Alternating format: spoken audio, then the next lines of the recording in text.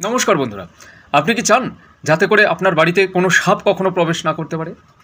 আপনি কি চান যাতে করে আপনার পরিবার এবং সন্তান সন্ততি সুরক্ষিত থাকে, নিরাপদ থাকে? তাহলে এই ছোট্ট ভিডিওটা কেবলমাত্র আপনার জন্য। শুধু একটা অনুরোধ, শেষ পর্যন্ত দয়া করে ভিডিওটা দেখুন।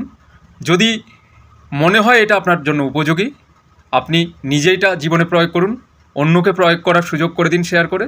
এবং যদি মনে করেন এই ধরনের শিক্ষণীয় ভিডিওগুলো আপনার প্রয়োজন, তাহলে চ্যানেলটা সাবস্ক্রাইব করতে পারেন। তো চলুন আমরা মূল বিষয়গুলোতে যাই। আমরা চিরতরে সাপ আসা বন্ধ করতে পারি ঘরে তিনটে পদ্ধতি যদি আমরা অবলম্বন করি।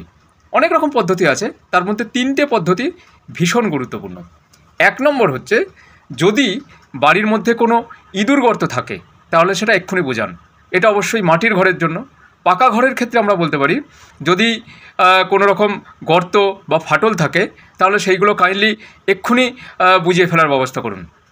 দু নম্বর হচ্ছে, ঘরের ভেতরে বা আশেপাশে ভাত মুড়ি ইত্যাদি কোনো খাবার ফেলে রাখবেন না। কেন বলছি বলুন তো?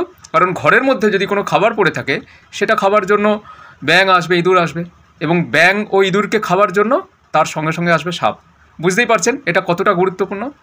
3 নম্বর এবং শেষ যেটা বলবো, এটা আপনারা ভেবে দেখতে পারেন যে আমরা প্রত্যেকে ঘরের মধ্যে যদি একটা পোষ্য পুষতে পারি, অর্থাৎ কুকুর বা বেড়াল পুষতে পারি, এটা শুধু সেই কুকুর বা বেড়ালটিকে আশ্রয় দেওয়া হবে না, তাকে কেবলমাত্র শুধু ভালোবাসা হবে না, তার সঙ্গে সঙ্গে সেই কুকুর বা বেড়াল আপনাকেও বাঁচাবে, আপনাকেও রক্ষা করবে।